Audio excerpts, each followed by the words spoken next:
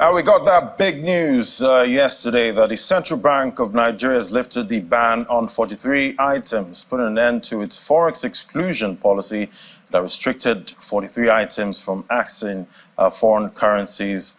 Joining us now for that conversation is Dr. Muda Yusuf, CEO, CPP, joining me via Zoom. Great to have you on the show, sir. Good morning.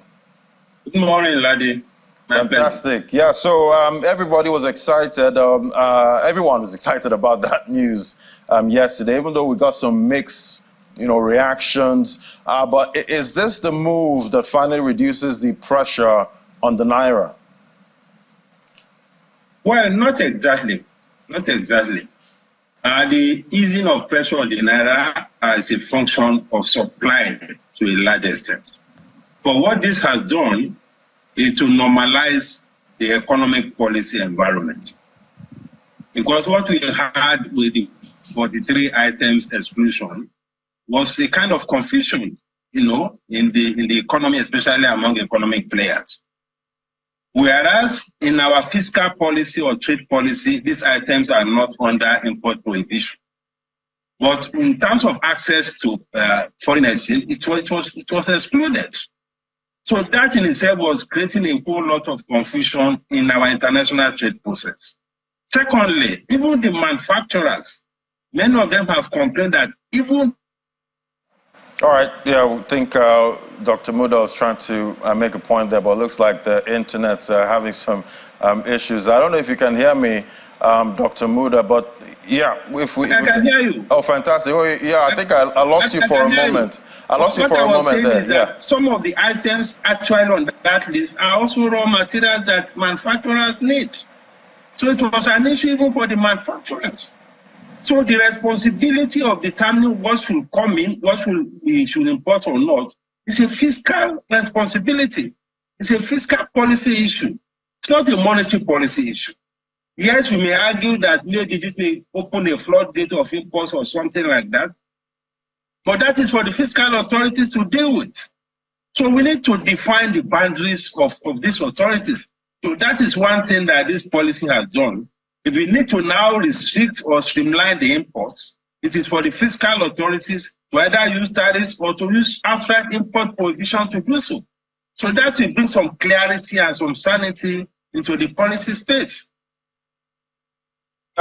Talk to me, what would you say are some of the other drivers of the distortion right now in the FX market?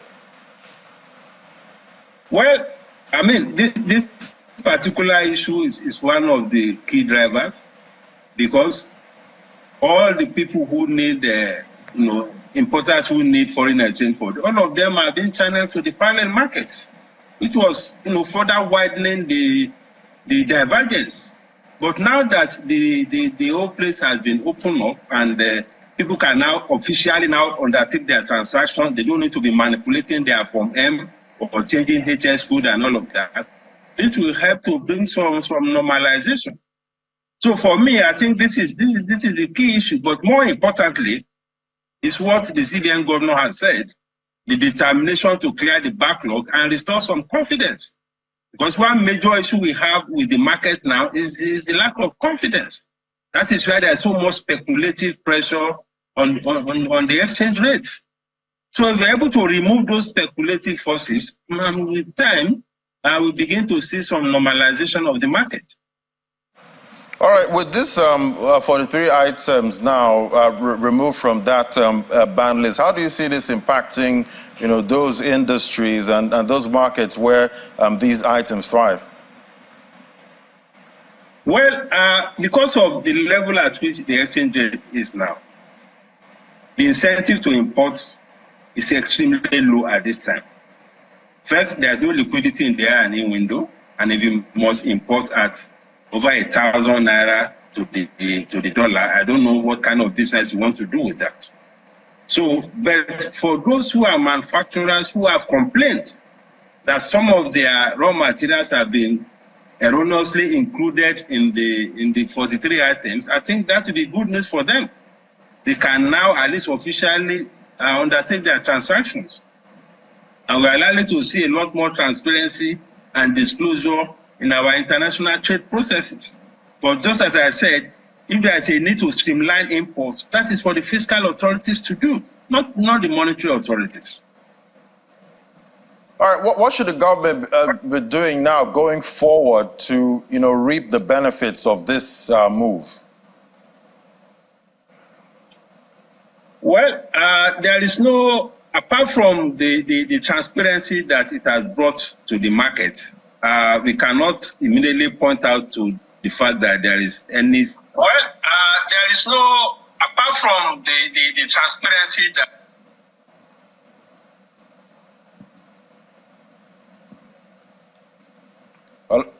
Hello, Dr. Muda.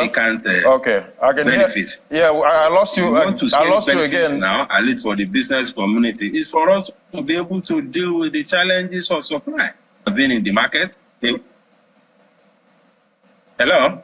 Okay. Yeah, Dr. Yusuf. Yeah, I lost you again. Definitely, the network is playing some games right now. But you can start again. Because I lost you for a moment. Then you can complete your thoughts on the last question.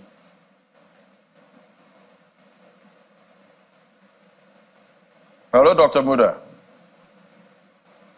Okay, right. Yeah, I guess Friday 13th is really playing out right now with the network.